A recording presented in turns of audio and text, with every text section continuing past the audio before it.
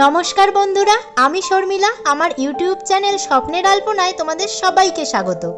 বন্ধুরা, তোমরা সবাই কেমন আছো? আশা করি ভালোই আছো। আজকেও আমি চলে এসেছি আরও একটি গল্প নিয়ে। গল্পের শুরুতে তোমাদের বলে রাখি, যারা নতুন বন্ধু আমার ভিডিওটা দেখছো কিন্তু এখনও সাবস্ক্রাইব করোনি, তারা অবশ্যই আমার চ্যানেলটাকে সাবস্ক্রাইব করে বেল আইকনটি অন করে দাও, যাতে পরবর্তীতে দেওয়া গল্পগুলো তোমরা মিস না করে যাও। এবার চলো গল্পে ফিরে আসা যাক।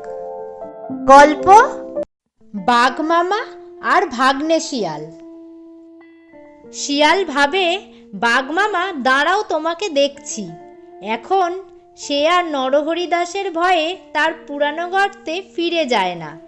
সে একটা নতুন গর্ত খুঁজে বার করেছে। সেই গর্তের কাছে একটা কুয়ো ছিল। একদিন শিয়াল নদীর ধারে একটা মাদুর দেখতে পেয়ে সেটাকে টেনে তার বাড়িতে নিয়ে এলো। এনে সেই কুয়োর মুখের ওপর তাকে বেশ করে বিছিয়ে বাঘকে গিয়ে বললে, মামা, আমার নতুন বাড়ি দেখতে গেলে না? শুনে বাঘ তক্ষুনি তার নতুন বাড়ি দেখতে এলো। শিয়াল তাকে সেই কুয়োর মুখে বিছানো মাদুর দেখিয়ে বলল, মামা, একটু বসো, জল খাবার খাবে? জল খাবারের কথা শুনে বাঘ ভারী খুশি হয়ে লাফিয়ে সেই মাদুরের উপর বসতে গেল। আর অমনি সে কুয়োর ভিতর পড়ে গেল। তখন শিয়াল বলল, মামা, খুব করে জল খাও, একটুও রেখো না যেন। সেই কুয়োর ভিতরে কিন্তু বেশি জল ছিল না, তাই বাঘ তাতে ডুবে মারা যায়নি। সে আগে খুবই ভয় পেয়েছিল, কিন্তু শেষে অনেক কষ্টে উঠে এলো। উঠেই সে বলল, কোথায় গেলি রে শিয়ালের বাচ্চা? দাঁড়া, তোকে দেখছি। কিন্তু শিয়াল তার আগেই পালিয়ে গিয়েছিল। তাকে কিছুতেই খুঁজে পাওয়া গেল না। তারপর থেকে বাঘের ভয়ে শিয়াল আর তার বাড়িতেও আসতে পারে না, খাবার খুঁজতেও যেতে পারে না। দূর থেকে দেখতে পেলেই বাঘ তাকে মারতে আসে। বেচারি না খেয়ে শেষে আধমরা হয়ে গেল। তখন সে ভাবল, এমন হলে তো মরেই যাব, তার চেয়ে বাঘ মামার কাছে যাই না কেন, দেখি যদি তাকে খুশি করতে পারি। এই মনে করে সে বাঘের সঙ্গে দেখা করতে গেল। বাঘের বাড়ির থেকে অনেক দূর থেকেই সে খালি নমস্কার করছে আর বলছে, মামা, মামা। শুনে বাঘ তো আশ্চর্য হয়ে বলল, তাই তো, শিয়াল যে।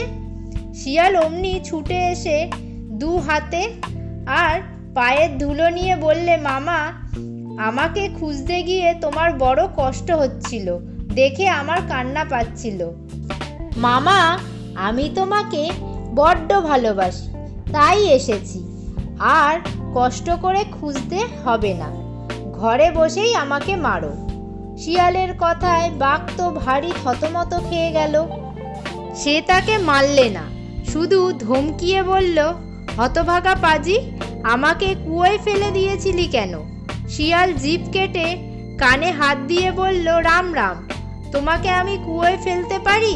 ওখানকার মাটি বড্ড নরম ছিল, তার ওপর তুমি লাফিয়ে পড়েছিলে, তাই গর্ত হয়ে গিয়েছিল।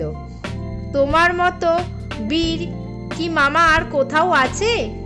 তা শুনে বোকা বাঘ হেসে বললে, হ্যাঁ হ্যাঁ ভাগ্নে, সে ঠিক কথা, আমি তখন বুঝতে পারিনি।